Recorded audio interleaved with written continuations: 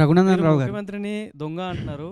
నేను అరవింద్ అనలేదన్నా. అసమర్థుడు అన్నాడు. నేను అనలేదన్నా. నేనేం చెప్పిన దొంగ నీకు అన్నారు ఇంతకుముందు. నేనేం చెప్పిన నీకు పట్ట పగలు నగదు పైసలతోటి దొరికిన దొంగ రేవంత్ రెడ్డి అని గౌరవనీయులు కేటీఆర్ గారు అన్నారు, కేసీఆర్ గారు అన్నారు, శ్రీమతి కవిత గారు అన్నారు, కల్వకుంట్ల హరీష్ గారు కూడా అన్నారు అని బీజేపీ చెప్పి. నాయకుడు అరవింద్ గారు సమర్థుడు అని అంటున్నారు. దానికి మీ కామెంట్?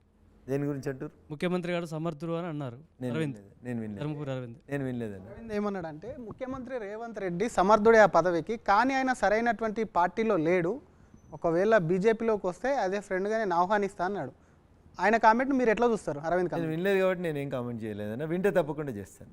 కేసీఆర్, కేటీఆర్, హరీష్ వీళ్ళందరూ అంటున్నారంటే అనుకుందాం అటు కాంగ్రెస్ నుంచి అంటే రేవంత్ రెడ్డి బీజేపీలోకి వెళ్తారని చెప్పి, కానీ మీ పార్టీకి సంబంధించిన నేతలే ఇటు రేవంత్ రెడ్డికి బీజేపీలోకి రావచ్చు అంటున్నారంటే ఏమైనా దీనికి సంబంధించి ఏమైనా ప్రయత్నం? నేను చిన్న కార్యకర్త, నా స్థాయిలో ఏం జరుగుతుందో డిస్కషన్ నాకు తెలియదు. రఘునందన్ రావు గారు, మీరు ఎంపీగా గెలిస్తే కేంద్ర మంత్రిగా చూసే అవకాశం ఉంటుందా? నేను జ్యోతిష్కుని కాదన్న. భవిష్యత్తు ఏందనేది మా పార్టీ పెద్దలు నిర్ణయిస్తారు. వాళ్ళు ఏం చెప్తే అది చేస్తారు. అలానే రేవంత్ పాలనపై మీ అభిప్రాయం ఏంటి? సో ఆయన అడుగులు తడబడతా ఉన్నాయి. పని చేయాల్సిన రీతిలో పనిచేస్తలేడు. ప్రజలు ఆయన మీద చాలా ఆశలు పెట్టుకొని ఓట్లేసుకుర్రు. ఆశలన్నింటినీ మమ్ము చేస్తుర్రు. పెద్ద కొడుకు 2000 ఇస్తే సరిపోతలేవు, చిన్న కొడుకు ఇస్తాడు అనుకోరు. చిన్న కొడుకు వచ్చి 5 నెలలు అయింది కానీ ఆయన 4000 వాళ్ళకి ప్రజలకు ఇస్తలేడు, కానీ ఆయన మాత్రం 4 లక్షల జీతం తీసుకుంటుండు సార్. అదేంది సార్ అంటే ఆడ ఖాళీ కుండలు ఉన్నాయి, ఇలా ఖాళీ కుండలు ఉన్నాయి, నేను లంకె బిందెలు ఉన్నాయి అనుకొని వచ్చినా అని చెప్తున్నాడు. మరి ఖాళీ కుండలు ఉన్న కాడ 4 లక్షల జీతం తీసుకోవడం న్యాయమైతే ఆ గరీబులకు 4000 పింఛని ఈ రేవంత్ గారని నేను అడుగుతున్నాను. రేవంత్ రెడ్డి గారు ఇచ్చిన 6 హామీల గురించి మీరు ఏమంటారండి? సో హామీలే కాదు తల్లి, చాలా విషయాలు మాట్లాడిండు రేవంత్ రెడ్డి. ఉదాహరణకి రాహుల్ గాంధీని తీసుకొచ్చి ఒక మాట చెప్పిండు. ప్రతి నిరుద్యోగికి 4000 రూపాయలు నిరుద్యోగ భృతి ఇస్తా అన్నాడు. అది హామీయా, మేనిఫెస్టోనా? So there is certain gap. ఎన్నికల సభలలో ఏది పడితే అది మాట్లాడిపోవడం ఒక ఎత్తు, మేనిఫెస్టో ఇవ్వడం పుస్తకం రూపంలో ఒక ఎత్తు, లేదు మేము వీటిని ఖచ్చితంగా చేస్తామని నన్ను చూసి ఓట్లు వేయని అడగడం ఒక ఎత్తు. ఇందాక నేను చెప్పిన 2000 కేసీఆర్ ఏమంటాడు, నేను పెద్ద కొడుకు లెక్క 2000 ఇస్తున్నా అంటాడు.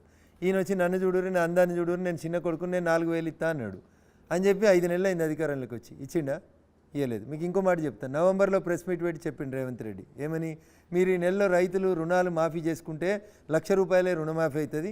ఒకవేళ ఎవరైనా డబ్బులు కట్టిన వాళ్ళు ఉంటే దయచేసి నేను చెప్తా ఉన్నా, మీరు బ్యాంకుకు పోన్రి, 2 లక్షల లోన్ తెచ్చుకోండి.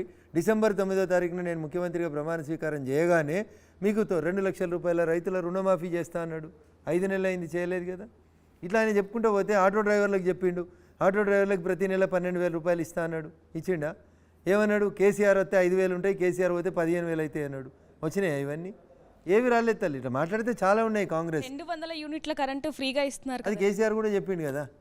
లాండ్రీ చేసేటోళ్ళకి, క్షౌరం చేసేటోళ్ళకి 200 యూనిట్లు ఇస్తాను కేసీఆర్ కూడా చెప్పిండు కదా. కానీ మేము చెప్తున్నాం కదా, ఈ ఫ్రీలకు ఆలోచించకుర్రి. నేను నీకు పర్మనెంట్గా 200 కాదు, నువ్వు 400 యూనిట్లు కాల్చుకున్నా, నీ ఇంటి మీద 4 సోలార్ ప్లేట్లు పెట్టుకొని నేను సబ్సిడీ ఇస్తా, నీ జీవితకాలం నీకు ఆ కరెంట్ ఉత్పత్తి అవుతుంది, నీ ఇంటి అవసరాలకు పోను, ఇంకా ఈ దేశ అవసరాలకి నువ్వు కరెంట్ ఇవ్వని చెప్తా ఉన్నావు కదా. Which one is better you compare? But అమ్మ నాన్న నీకు రోజు ముళ్ళు లేని చేపలు ఎన్ని రోజులు పెడతారు? అమ్మకు 60 ఏళ్ళు వచ్చినాక కళ్ళు కనబడకపోతే చేపలు ఎట్లా వస్తుంది? అదే చేపలు ఎట్లా పట్టాలో బిడ్డ అని నీకు బిడ్డకు నేర్పిస్తే రేపు తల్లిదండ్రులు ఉన్నా లేకున్నా ఆ బిడ్డ తన కాలం మీద తాను నిలబడుతుంది. ఇగో ఇది బీజేపీ చేస్తుంది. కానీ ఆ ముళ్ళు ఒలిసి తినబిడ్డ అని ప్రేమగా నేను ఆడ కూసోబెట్టి తినబెడుతుందే, అది ఫ్రీలు ఉచితాల పేరిట పార్టీలు చేస్తున్నటువంటి తప్పు. కానీ రఘునందన్ గారు ఎగ్జాక్ట్లీ ఇదే పాయింట్కి వస్తున్నాను. ఎందుకంటే మీరు అన్నారు పథకం బాగుండొచ్చు, కానీ పథకం ప్రజలకు రీచ్ అవ్వాలి కదా, ఎందుకంటే రీచ్ అవ్వట్లేదు? చెప్పాల్సిన మీడియా చెప్తలేదు. మీడియా ఏకపక్షంగా ఉంది. చెబుతున్నాం, మీడియా కూడా చెబుతున్నాం.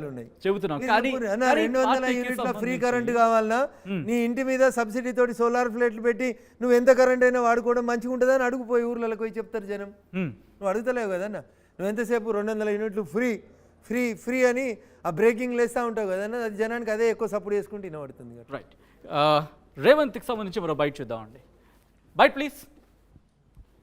ఎమ్మెల్యేగా దుబ్బాకలో అక్కడి ప్రజల్ని, అక్కడి రైతులను వంచిస్తే ఆ ప్రాంత ప్రజలు తిరస్కరించిన రఘునందన్ రావు మళ్ళీ రంగు మార్చి మెదకు పార్లమెంట్లో ఓట్లేయమని అడుగుతున్నాడు.